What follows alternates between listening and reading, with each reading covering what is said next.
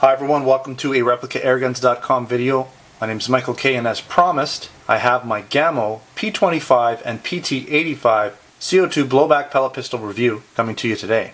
To try and get some more of these videos out as quickly as possible, I'm going to be reviewing both these guns today at the same time. I'm also going to be doing the tabletop and shooting portion of this review all in one. And I'll try to keep it as summarized as possible to get through this video fairly quickly. Alright, so let's go over some of the basic points. Now both of these guns are blowback with metal and plastic construction. They both use 12 gram CO2 cartridges. They both shoot .177 caliber pellets. I normally would say lead, but on the box the claim feet per second is with the Gamo PBA Platinum pellets, so you can use a variety of different types of materials in pellets these days. Most common is lead, but some people will use other lighter metals to get the feet per second higher. Now both these guns have 16-shot double-sided dropout rotary magazines, so there's 8 shots on each side. I'll show you that later. They both have rifled barrels. They are both also single and double action, although most of the shooting you'll be doing will be in single action, as the blowback precocks the hammer with each shot. Now as I said, both of these guns using the Gamo PBA Platinum lightweight pellets can get up to 450 feet per second. Now we're going to chronograph. We're not going to use those pellets. We're going to use standard lead pellets, so the feet per second will be lower. Now both of these guns I wouldn't say are replicas of any specific gun. They take on different traits from a variety of different guns. I'll let you figure out which guns they most closely resemble. I'm going to bring in my PX4 really quickly just to compare. Now this is a very similar gun. I want you to look at the safeties on both of those guns here, on the Gamo guns. Comparably, you'll see the safeties almost identical. Now when you actually pull the magazines out, I notice on the Gamo magazines, the magazines don't always pop out as crisply as the PX4. I'll pull the magazine out here, see how it pops out. You'll notice the magazines are a little bit different. They've got these hollow areas, but they are very similar. They will not work in each other's guns though, unfortunately. Now they're both blowback, and they both don't have real working slide catches, so that's similar. So all of these guns are similar that way. They all shoot pellets. Now the PX4 here can also shoot BBs. I didn't notice that the actual Gamos recommended you shoot BBs through them. It's pretty much recommended to only shoot pellets. I don't know if you could shoot BBs. I'm not even going to try. I don't generally shoot, as I've mentioned before in other videos. If the gun shoots pellets, I try to just stick with pellets and stay away from BBs, because in my opinion it could possibly hurt the rifling on the barrel. Now I'm going to get a lot of people asking me which is the better gun, the Gamo or the PX4. Now I'm not going to give away all the testing that I do throughout this video, but in my opinion the Gamos had a little bit of an edge in the accuracy, while the PX4 had better usage of CO2. And the other notable point is the Umarex PX4 is a replica. So if you're looking for a replica, you might want to go with the PX4. Now both of these Gamo guns are made in Japan. They're fairly high quality, they feel really good, and the fit and finish is excellent. Now they do come in this basic plastic packaging. I'm not even going to get it into this whole field here, but you can kind of get a look. It's just your basic packaging. You've got your manual in the back. I'm not even going to pull it out. Specifications on the back as well. Alright, so at this point we're going to do a little bit of a walk around of these guns. Now since we're looking at both the right sides of the gun, we'll just pull them up and take a quick look. Now both of these guns have the metal slides and polymer frames. I'll switch back and forth a bit between both guns to get an idea of how they look. You'll notice here they both have the same type of safety. You just pull this back to lock it down. Now just push it up. You push it up while you're sort of pulling this in. To unlock it, you just push it down. So now it's basically not unsafe, so it's locked, sorry, and then you pull that in to make it safe. So it's easier to make it safe, a little harder to make it unsafe, which is a good way to have it. You notice here we have some Gamo markings. We have our made in Japan here on the slide. See if you can focus in on there. And then we have our warning markings on both of these. You'll notice they both have slightly different grips, or the grips look a little bit different on both of them. Let's take a quick look at this one here. Less branding on the slide on the P-25, a little bit more branding of the Gamo brand on the PT-85 here. Now both of these guns have the metal triggers. See here, they're metal triggers. And metal hammers, by the way. Alright, Gamo marking on the handle. You'll also notice that both of these guns have the open ejection ports, which is nice. Now when you slide it back, take a look in here, you'll be able to see, I'll see if I can eject this here. finger on this one. When you go to eject it, you can see here when you put the magazine in, you'll actually see it pop in there. There it goes. So you can actually see the magazines through the ejection port, which is kind of cool. Alright, so looking at the left side of the P-25 and the PT-85, most of the branding is on this side. You'll notice we have Blowback here. P-25 will have Blowback here. Gamo. You also have your caliber on both of these on the actual frame. So it's plastic frame again, and your serial number. I want to mention that on both of these guns, the actual slide catch is just molded into the frame. There is no working slide catch, unfortunately. And take note of the actual magazine ejector. It's more flush on the P-25, which makes it a little more difficult to push in, but it does work. So got to really kind of use a little bit of gravity to get it out, but it does work just fine. Let's take a look and contrast how it is on the PT-85. Notice how it sticks out a bit more, and it seems to just pop out a little easier too, at least for me. Maybe if you had smaller fingers and you could get them in there a bit better, it would pop out more. So here's the trademarks again. Got your caliber markings, Gamo, PT-85, Blowback. They both have a little bit different tactical sort of slide grips on them, as you can see. Slightly different. Now on the tops of these guns, you'll notice we have the white dot on the front, open ejection port, and then we have white dots in the back. So very easy to acquire your target, having the white and black sights. Again, both of these guns have the hammers, and both of these guns are single and double action. So when the slide kicks back, it's going to put it in single action mode, and then you fire your shot.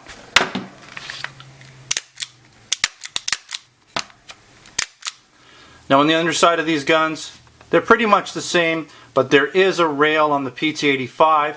You'll notice that it has these holes in the front here, and therefore when you have the tactical or the recon version, what will happen is you can screw in the adapter plate, which allows you to put the rail on. So that's what this business is here. It's for adding that recon or tactical kit to the P-25. Now I'm just going to show you one gun right now at the bottom, but I do like the way the CO2 works. Both of these guns work the same way. You essentially just pull this off. It's like a butt plate that covers the CO2, and this is all metal in here, including the screw and the tab, and it's super easy to tighten these up. It's very solid, it's very well made, and what I like is the fact that when you put this back on, you can see here, you can barely tell that it's two pieces. So the fit is perfect. Barely a seam there. This one's even tighter. Look at that. You can hardly tell that there's two pieces for the grip. And of course, your magazine entry point is in the bottom front area here for both guns. Now looking at the fronts of these guns, you can see that they both have the recessed barrels, and inside, although it's a bit hard to see with the light, you have your inner smaller barrel, the .177 caliber barrel for the pellet. And the fact that they're recessed just gives the guns a more realistic look, which I always like to see on air guns whenever possible. Alright, so we're going to head outside for the shooting portion of this test. I'm going to put both of these guns through the chronograph, shooting RWS 7 grain lead pellets, so they will be a little under the factory claim for sure. Then we're going to shoot these guns on target from a semi-rested position, rested in the front, kneeling in the back. I'm going to put 8 rounds into the target for each gun, see how well we do. I'll also do some additional shooting, just freestanding fairly quickly, to see how they do in sort of a more real-world plinking type of shooting. Then I'm also going to do a little bit of high-speed footage and slow it down so you can see the blowback action in slow motion. Alright, so let's head outside. Alright, we're here with my Gamo P-25 blowback pellet pistol. We're going to put 8 rounds through this chronograph. Now, if not all of these shots read, we'll just average it on however many shots are successful. So here we go. I haven't shot any rounds through this new CO2, so we'll see what happens. Here we go. 379. 405. 378. 368. 340. 347. And one more after this. Looks like my camera's moving around a bit. Lots of blowback on this gun. Alright, last shot. Alright, so we're going to move to the PT-85 and see how we do on the chronograph with that. The results should be similar. Now both these guns have a claim 450, but that's using the special Gamo high velocity pellets. Alright, so let's move over to the PT-85 and see how well we do. Alright, so I've got my PT-85 here, and I forgot to mention I am using RWS 7-grain pellets for both of these guns in the chrono testing. And I had to adjust my camera because I actually broke the camera mount. The vibration from the blowback actually broke my mount and it was wobbling around a bit, so I've super glued it. Hopefully it holds up. Looks like it's actually broken in a couple places here. Hopefully it holds up for the rest of this review. This one might be going back to Costco. Anyways, here we go. We're going to fire 8 rounds again through the chronograph and see how well we do.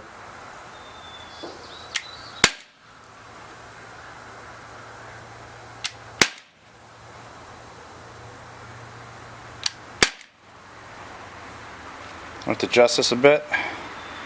Alright, 366. Pretty similar so far. 358. Shot 5, 348, right around 350. Just making sure my camera mount stays in place. Alright. 7th shot, still up there, well above 300. Last shot. Alright, 331.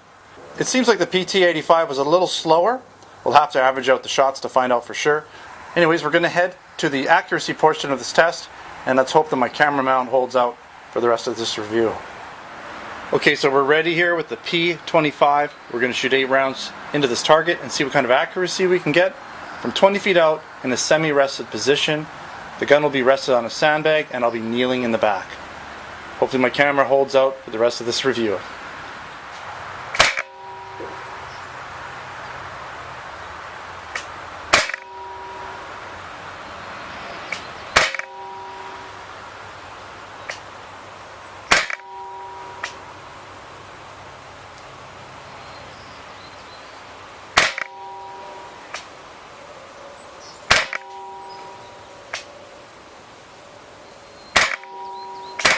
Whoops, that last one went off fast. Alright, not too bad, about approximately a 2-inch grouping there from the P-25. Now we're going to switch it up and grab the PT-85 and see if we can get similar results. Okay, so we're going to finish up this outdoor portion of the shooting test with my P-25 and my PT-85. So I've got my PT-85 here now, and we're going to do 8 shots on the target from 20 feet out in a semi-rested position. Alright, so let's head back and get her done.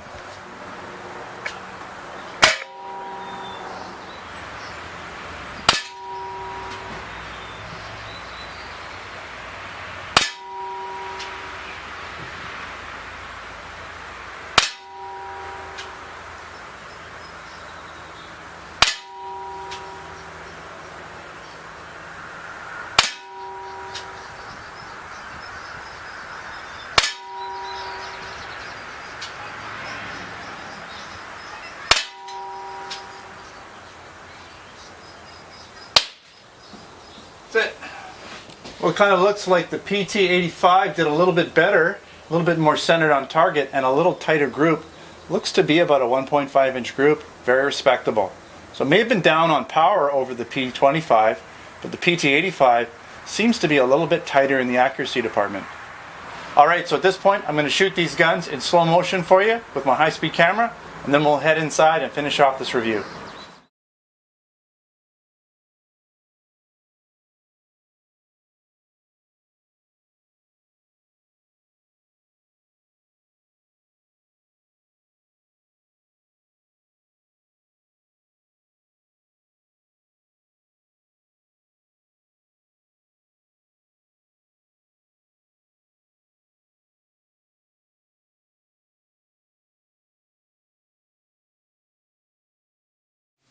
Alright, so both of these Gamo blowback pellet shooters did pretty good.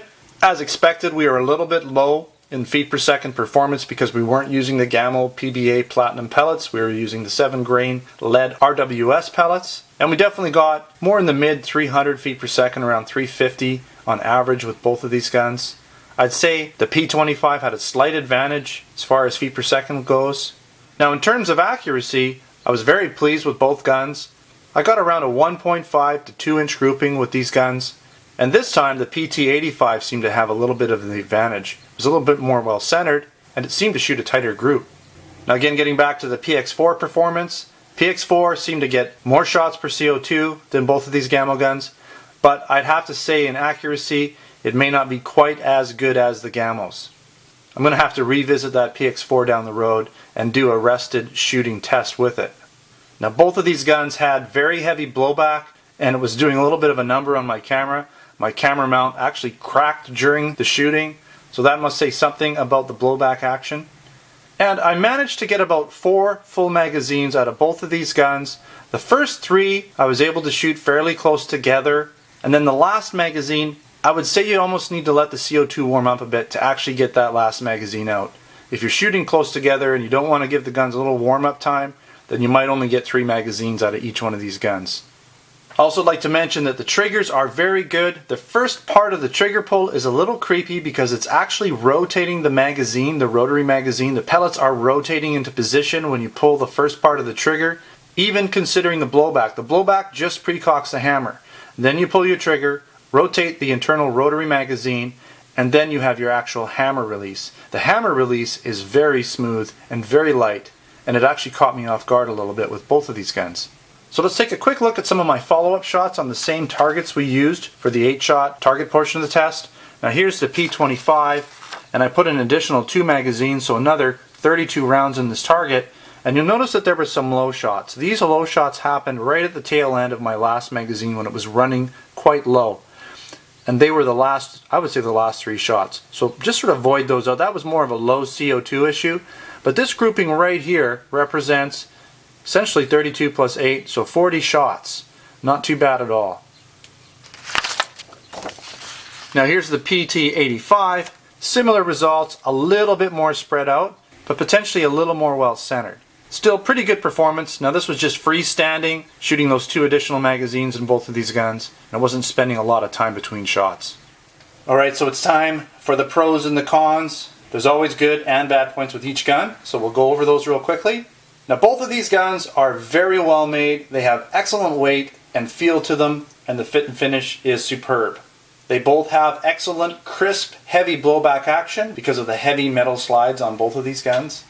Now I really appreciate the 3-dot white sights that they have. Even though they're not adjustable, these are action shooters and they do seem to be pretty well centered, so adjustment wasn't really necessary for me. Now they both got respectable accuracy, so I was well pleased with the results I got in the target portion of the test. I really like the way the CO2 is covered by these 2-piece grips with the removable lower portion. And I also like the fact that internally there's a nice metal housing with the metal screw and metal tab. So you can be assured that there will be no problems with that area of the gun. I also like the attention to the detail in having the recessed barrel. It always adds to the realism of these guns. And again, there's lots of metal parts, metal slide, metal safeties, metal triggers and hammers, and as you can see, a lot of internal metal parts going on with both of these guns. So I really think that these Gamo blowback pellet shooters are going to be very reliable and you get a lot of shooting out of them. So let's move on to some of the cons. There's a few of them. Now neither one of these guns is a replica. They look like guns, they function like guns, but they're not a specific replica of any one particular gun. And personally I like it when a gun replicates a real firearm. ReplicaAirguns.com. That's kind of what I'm into. Now with both of these guns, the sights are non-adjustable. Maybe a basic windage adjustment would have been nice. But as I said before, the shot seemed to be well centered, so it wasn't an issue for me. Now getting back to the slide catch, there is no slide release, no slide catch. It's molded into the frame of both of these guns, so there's no way to lock the slide back. Now being that they have rotary magazines and not inline BB-fed magazines, it's hard to make the slide lock back on the last shot. And I don't expect that to happen, but it would be nice to have a slide lock in here just to lock the slide back. Again, it would add to the realism. Now with both the P-25 and P-85, you cannot expect to get a lot of shots per CO2, so if you're looking for a very economical shooter, you're not going to find it with these guns. They do go through a lot of CO2. But keep in mind, you get good velocity, heavy blowback, so you're going to have to expect higher CO2 usage. Alright, so that wraps up this review of the Gamo P-25 and PT-85 blowback pellet pistols. I did have a lot of fun shooting these. They're great action shooters. Make sure to drop by the website and check out the written review for both of these guns. I also have some additional photos of them you can check out. If you're interested in buying these guns, I don't have them currently in the Canada store. I'll look into seeing if I can get those down the road, but I do have them in the US Replica Airgun store available for purchase. So make sure to check out the store if you're interested in buying one of these guns. If you haven't subscribed to my videos, consider subscribing. That way you'll be informed of all my video updates as I release them. I'm also on Facebook and Twitter, and that's another good place for you to find updates about what's going on at ReplicaAirguns.com. Alright, so thanks for watching another Replica Airguns video. Until next time, take care.